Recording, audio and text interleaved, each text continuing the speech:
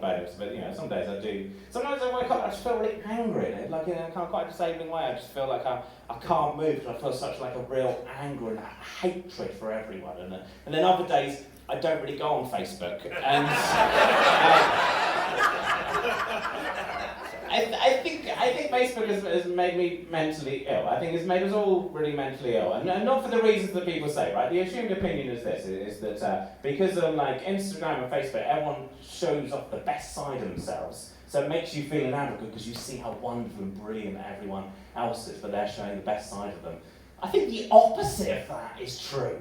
You have different friends on social media to me. I see the worst of everyone I know. Look at the comment section on any article on Facebook. Do you think that's someone presenting their best self when they're threatening to murder someone else over Brexit? Do you think that's their best version of themselves? That's pure id. When people are threatening people on the internet, you know what id is? It's like a Freudian thing. Like Freud said, the id was like the part of your brain that wants to eat and fight and fuck and kill, and then you've got the ego and the superego that goes, don't do that now, you're in a job interview.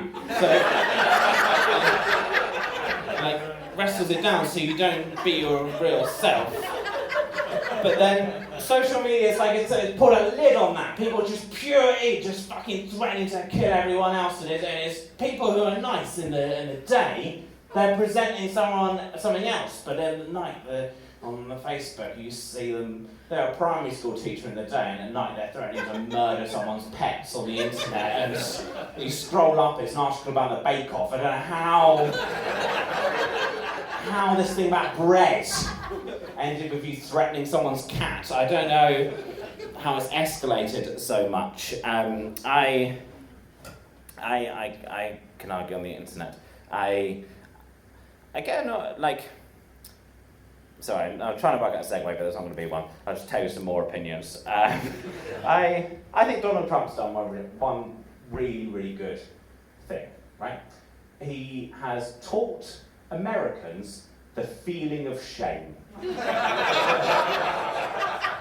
And I think, you can criticise his foreign policy, you can call him a racist, but that's an achievement that no one else has achieved. No other part of American history has made Americans ashamed, but finally they're fucking getting it.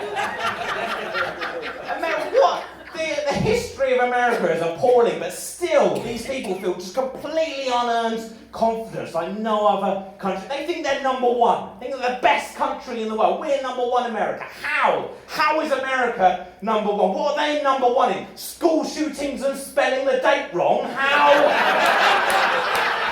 is America number one? They believe it because they drum it into them as a child. You have to sing about how America's great in school. Imagine if we did that in this country. You go into geography and the teacher comes out and goes, England! They have to carry on with the lesson. You wouldn't do that because that's insane, but they have to.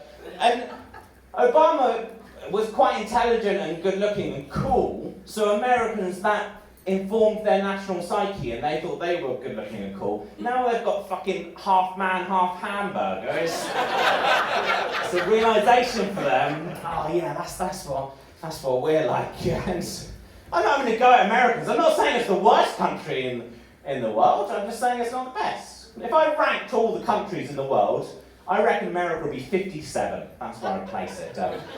Just below Eritrea. And just above France. And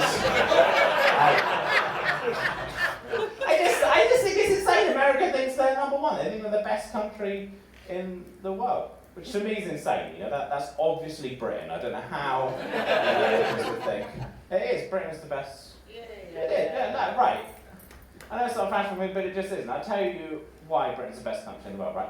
Because we have multiculturalism, right? So we've taken all the best bits from all the different countries in the world, put them together to make one superculture, best country in the world. How have we got all those different cultures in one place?